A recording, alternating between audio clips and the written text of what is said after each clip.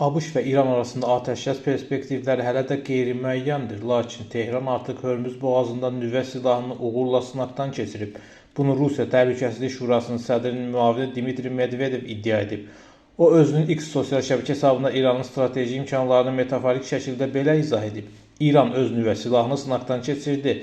Bu silahın adı Hörmüz boğazıdır. Onun potensialı tükənməzdir. Məlum olduğu kimi İran qarşı tərəfə ABŞ-a qlobal iqtisadiyyata mühüm təzyiq risaklarından biri məhz Hörmüz boğazıdır. Ancaq bu dərəcəmi güclü elədirsə, Hörmüzə alternativ marşrut variantları tapılacaqmı?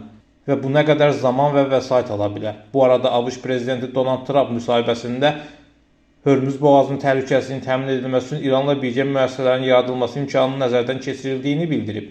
Razılaşmanın əldə olunması üçün tərəflərin irəli sürdükləri təkliflər o qədər ziddiyyətlidir ki, nə Amerika Birləşmiş Ştatları, nə də İran bu təklifləri qəbul edəcək. Çünki tərəflərdən hər hansı biri ona təqdim olunan təklifləri qəbul edərsə, bu onun məğlubiyyəti olacaq. O səbəbdən indiki danışıqlar boş və mənasızdır. Onlar hər hansı bir nəticə verəcəyi də mümkün deyil. Görünən budur ki, bu müharibədə tərəfə vaxt udmaq lazımdır. Çox güman ki, ABŞ-a daha çox lazımdır. Birləşmiş Ştatlar fürsətdən istifadə edərək İrana həlledici zərbə vurmaq üçün yol axtarır.